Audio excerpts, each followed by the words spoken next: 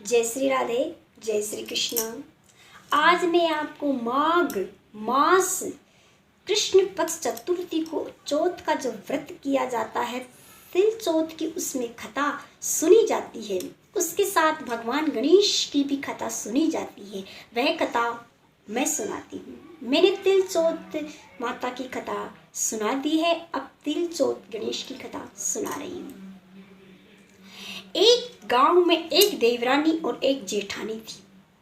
जेठानी इतनी तेज थी कि जब उसके सास ससुर मर गए तो अपनी देवरानी को खेतों में काम करने के लिए भेज दिया और सारे धन को स्वयं रख लिया। उसको एक कच्चा मकान दे दिया और पक्के मकान अपने हक में रख लिए। अब देवरानी इतनी सीधी सादी थी तो वह उस कच्चे मकान में अपने पति और अपने बच्चों के साथ रहने लगी और जेठानी पक्के मकान में रहती थी और पूरा धन वही रखती थी। वह देवरानी को काम, अपने घर की साफ सफाई करने के लिए बुलाती थी और बदले में उसे कुछ न कुछ दे देती थी। उसका पति तो साहूकार हो गया क्योंकि अपने बाप दादा की कमाई उसके पास थी और उसके नाम से वह कमा खाता था, परंतु उसका देवर वह कुछ नहीं करता था। वह कुछ खेतों में काम करने ले जाता था तो कभी कभी उसे कुछ न कुछ मिलता और कभी न मिलता, तो उनके यहाँ गरीबी थी। अब देवरानी अपनी जेठानी के यहाँ काम करने लिए आती तो उनके यहाँ से वह जो खाना बनाने के बाद में जो पानी आटा बच जाता, उस आटे को अपने कपड़े में बांध कर ले आती और पानी में घोलकर अपने पति और अपने बच्चों को पिला देती। एक दिन जेठानी ने देख लिया और उसके हाथ पैर धुला के उसके कपड़े झड़कवा कर भेजे, उसे आटा नहीं ले जाने दिया। दूसरे दिन उसका पति आया और बोला कि आटे वाला पानी ला। तब वह बोली, आज भाभी जी ने मुझे हाथ पैर धुला के भेजा है, कुछ आटे का पानी और कुछ भी नहीं लाने दिया। तब उसे गुस्सा आया और उसने एक पाटा लिया और अपनी पत्नी को उस पाटे से मारा। पाटे से मारा तो वह बहुत दुखी हो गई और रात को अपनी झोपड़ी में अंधेरे में सोती हुई जय गणेश की रटना करती रही और रोती रही। तब भगवान गणेश उस दिन तिल चौथ थी तो तिल कुट्टा खाकर आए थे और देवरानी के पास आकर बोले, हे मेरी परम भगत, तुम कई देर से मेरे नाम की रटना लगा रही हो, बताओ तुम्हें क्या चाहिए। तब वह बोली, मुझे तो कुछ भी नहीं चाहिए, मेरा पति मुझे रोज मारता है और तुम बैठे बैठे देखते हो, अब मैं तुमसे क्या चाहूँगी, ये तो मेरे भाग्य में जो लिखा है वह हो रहा है, तुम्हें क्या चाहिए तुम मुझे बताओ। देवरानी ऐसा बोली तो गणेश बोले, मैं तिल कुट्टा खा के आया हूँ और मेरी निमटने की इच्छा है, बताओ मैं कहाँ निमटूं। तब देवरानी बोली, ये छोटी सी झोपड़ी है, जहाँ तुझे निमटना है वहाँ निमट ले। गणेश भगवान ने चारों झोपड़ी के चारों कोनों में निमट लिया और वह बोला, अब मैं पूछूं कहाँ पर। तब उसे गुस्सा आया और बोला, मेरे सिर पर पहुँच ले।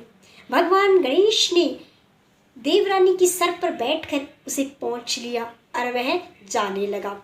देवरानी सो गई। सुबह सोकर उठी तो देखती है उसका सिर जगमगा रहा है, सोने चांदी से जगमगा रहा है और उधर उसके हर कोने में हीरे मोती रखे हैं, पड़े हैं।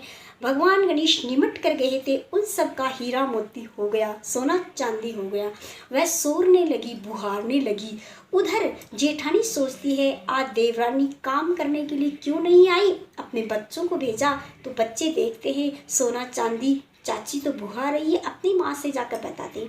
माँ कहती है कि मैं देखकर आती हूँ। माँ देखने आती है तो देखती है देवरानी उसकी सोने चांदी, उसका सिर चमक रहा है और हर जगह हीरे मोती रखे हुए हैं।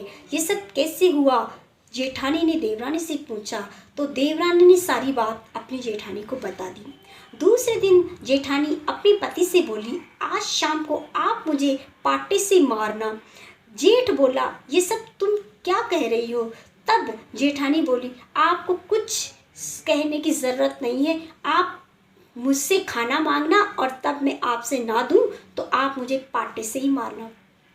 अब जेठ को क्या चाहिए था, उसे भी लगा चलो कोई बात नहीं, आज इसे मार खाने की इच्छा है तो आज मार ही लेता हूँ। वह आया, शाम को खाना मांगा, जेठानी ने मना किया कि कुछ नहीं है और उसे पाटे से मारा। अब वह भी अपने उस पक्के वाले मकान में सो गई और जय गणेश की रटना लगाने लगी। भगवान गणेश ने सोचा इसकी भी इच्छा पूरी करनी चाहिए। तब भगवान गणेश आए, हरी घास खा के आए, फूल फाल खा के आए और जेठानी से बोले, हे हे भक्तन, मुझे निमटने की इच्छा है।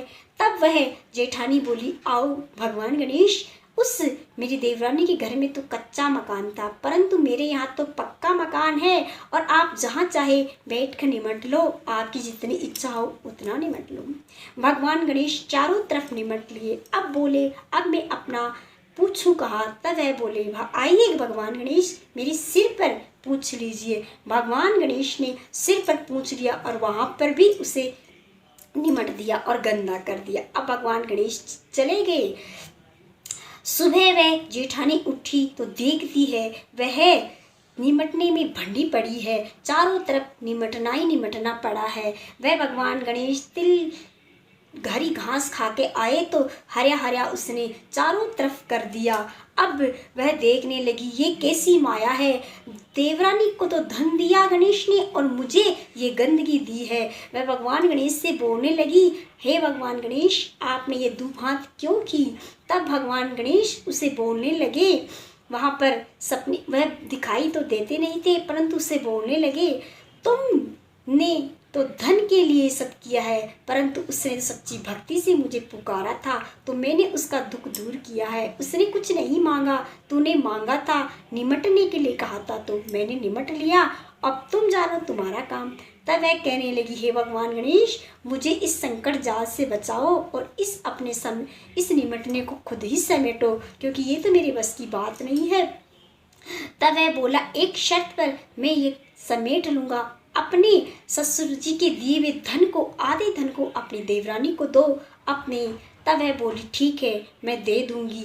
तब वह गणेश भगवान ने उसे जहाँ गंदा किया था उसे समेट लिया। देवरानी उठी, अपनी जेठानी उठी, अपनी देवरानी को बुला के लाती है, आओ देवरानी जी, हमारे सास ससुर जो धन छोड़कर गए थे उसे आधा आधा बांट लेते हैं।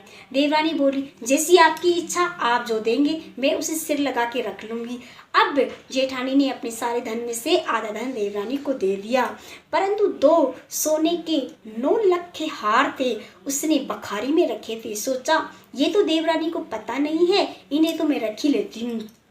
अंदर जाकर देखती है बखारी खोलकर तो उसमें 2 सांप बैठे होते हैं।